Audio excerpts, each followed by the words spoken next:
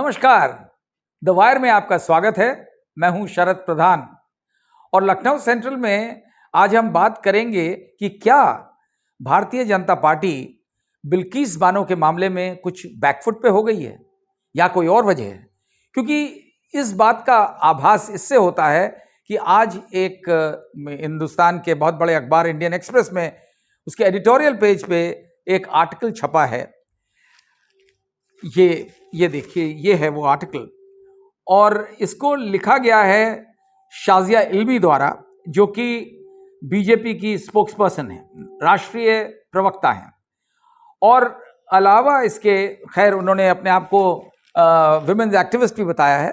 और उसमें सारा जो इस आर्टिकल का जो फोकस है वो इस बात पे है कि जिस तरीके से वो बिल्किस के रेपिस्ट को छोड़ा गया वो एक कानूनी प्रक्रिया के तहत था, through a due process of law, उन्होंने लिखा है।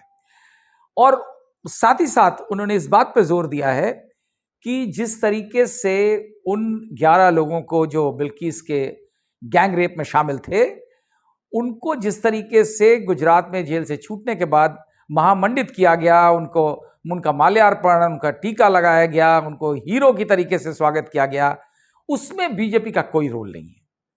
और वो तो विश्व हिंदू परिषद ने किया है।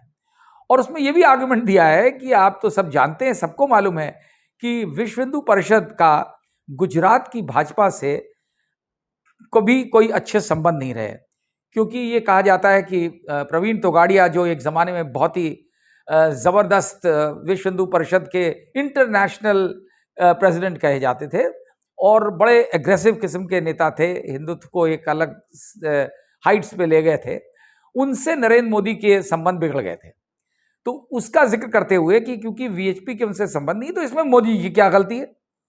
मतलब सारा जोर इस बात पे है कि ये जो कुछ हुआ है, इसमें ना भाजपा का कुछ लेना देना है, ना मोदी जी का लेना देना है। तो इसकी वजह दो ही हो सकती है इस तरीके के आर्टिकल की। एक तो ये कि शाजिया इल्मी खुद अपने कुछ ब्राउनी पॉइंट्स बनाना चाहती हैं, क्योंकि नंबर बढ़ते हैं। अगर आप बड़े नेता की तारीफ लिखें, उसको हर आरोप से बचाने का प्रयास करें, तो आपके खुद के नंबर बढ़ते हैं। या तो ये वजह हो सकती है, या फिर ये हो सकता है, क्या ये मुमकिन है, हम यही सवाल उठा रहे हैं कि ये इसलिए किया जा रहा है क्योंकि भाजपा को लग रहा है कि अब ये आने वाला जो गुजरात का चुनाव है, उसमें कहीं ये भारी ना पड़ जाए कि भाजपा ने इस तरीके से, भाजपा की सरकार ने रेकमेंड करके जो एक रिमिशन का प्रोसेस है, जिनको सजा हफ्ता लोग होते हैं उनको रिमिशन के लिए एक सिस्टम होता है, एक बोर्ड होता है, वो रिमिशन बोर्ड हर स्टेट में होता है। वो डिसाइड करता है कि हाँ भाई, इनको इतने साल की सजा ये भुगत चुके हैं, तो इसके बाद इनको बाकी माफ कर दिया जाए, जो कि इसमें किया गया। तो वो गुजरात की सरकार ने किया। अब अगर ये मानना कोई मान सकता है कि गुजरात की सरकार इस प्रकार की रिकमेंडेशन कर ले बगैर प्रधानमंत्री नरेंद्र मोदी के इजाजत के, भाई कम से कम मैं तो नहीं मान सकता। और मेरा ख्याल अधिकतर लोग जो अपने दिमाग से सोचते हैं वो ये चीज को नहीं मान सकते कि गुजरात की सरकार, बीजेपी की गुजरात की सरकार, बगैर नरेंद्र मोदी की जानकारी के ये इन 11 रेपिस्ट, जिन्होंने जैसा जो कारनामा किया था उससे भयानक और उससे बुरा जो है काम नहीं हो सकता, जिस तरीके से बिल्किस का गैंग रेप हुआ था 2002 के दंगों में। और खाली गैंग रेप नहीं, उसकी मदर को के साथ भी उसकी आंखों के सामने रेप किया गया और उनको मार दिया गया। उसकी छोटी सी बच्ची को पटक करके मार दिया गया था, और वो खुद जो प्रेग्नेंट थी उसका क्या हुआ होगा आप सब समझ सकते हैं।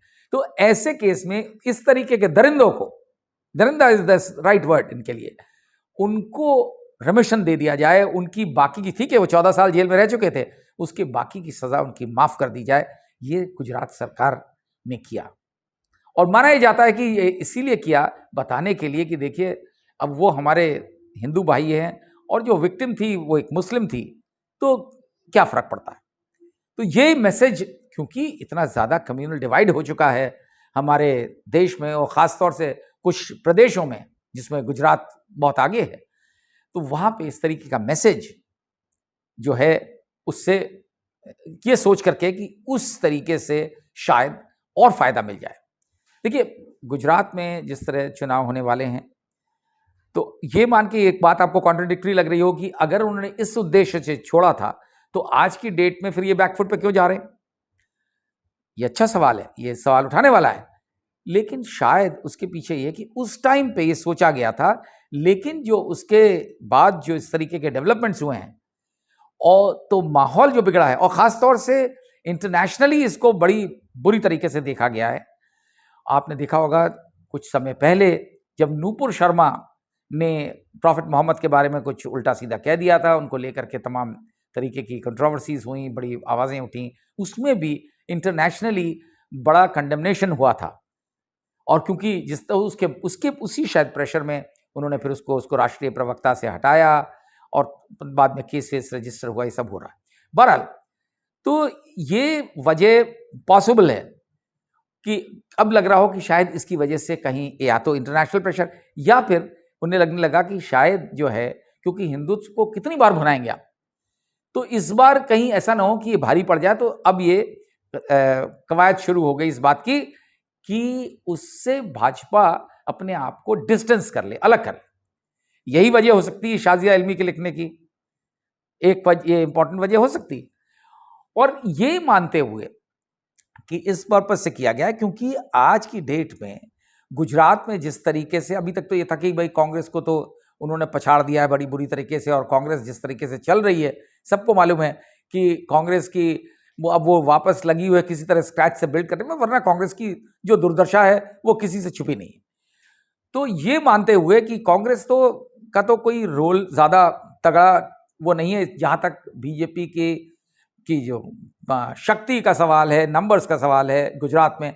लेकिन वहां पे जिस तरीके से आम आदमी पार्टी, अरविंद केजरीवाल ने वहां पे जो है इनरोड्स बनाई हैं गुजरात में, उससे शायद बीजेपी थोड़ा वरिड है। ठीक है, वो ना भी बना पाते हो सरकार, इस पोजीशन में ना हो कि अरविंद केजरीवाल वहां सरकार बना सकेंगे, ये कोई मानने को तैयार नहीं है, लेकिन नुकसान तो काफी कर सकते हैं। और इंटरेस्टिंग बात यह है कि अरविंद केजरीवाल भी उसी तरीके के हिंदुत्व प्लैंक पे बीजेपी से लड़ने पे उतर आए हैं। आपने देखा होगा पिछले काफी समय से अरविंद केजरीवाल जहां कोई मुस्लिम इश्यूज होते हैं, इंक्लूडिंग बिल्किस जैसा मामला, गंभीर मामला, उसमें कोई रिएक्शन नहीं दिया। तो कई बार ये जो जिस तरीके के उनके रवैया चल रहा है, उससे ऐसा लगता है कि शायद अरविंद केजरीवाल ने तय कर लिया है कि हम भी हिंदुत्व के ही प्लैंक पे उतर करके और भाजपा को चुनौती देंगे। तो शायद ये भी वजह, और ये जाहिर है कि नरेंद्र मोदी से ज्यादा इस बात का किसको एहसास होगा।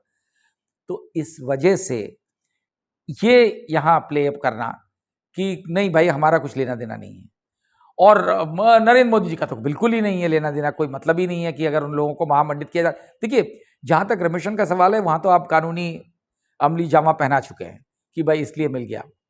लेकिन जहां तक उसका सवाल है कि उन लोगों को जिस तरह हीरोज बनाया गया, उसमें तो सवाल उठेंगे ही।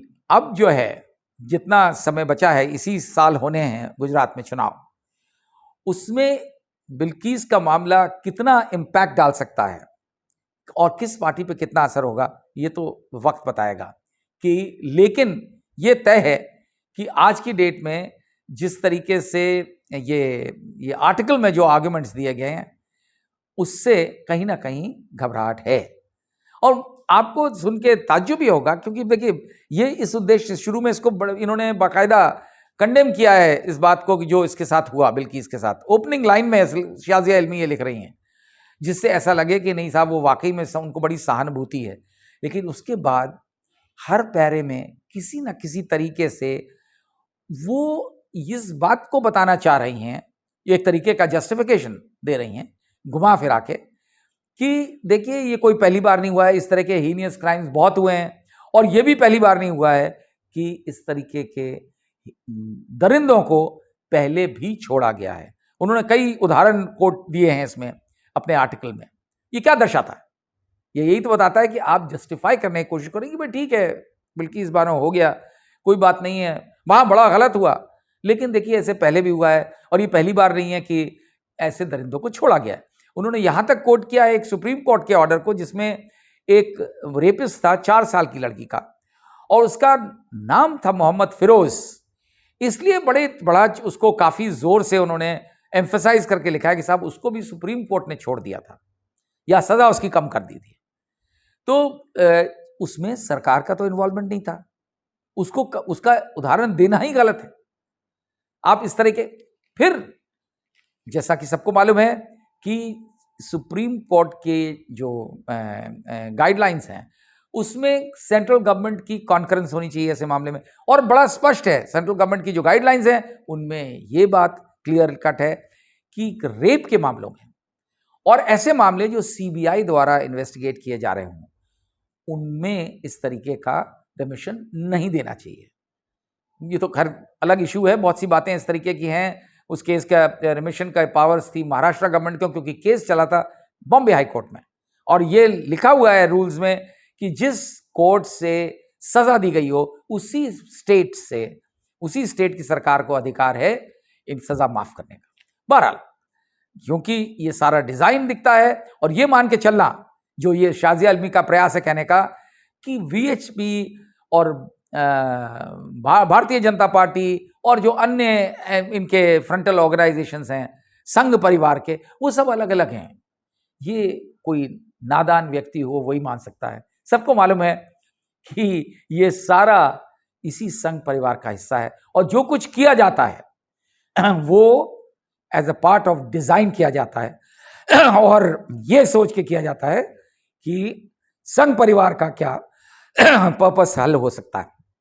इसमें भी कोई ना कोई इसके पीछे वजह है, और ये जिस उद्देश्य से किया जा रहा है, क्या वो उद्देश्य पूरा हो पाएगा या नहीं, ये तो वक्त बताएगा। आज के लिए इतना ही। आप सबका बहुत बहुत धन्यवाद।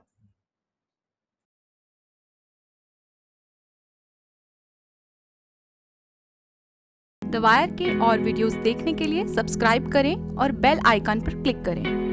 स्वतंत्र पत्रकारिता की आर्थिक मदद करने के लिए डिस्क्रिप्शन में दिए गए लिंक पर जाएं और अपनी राशि चुनें।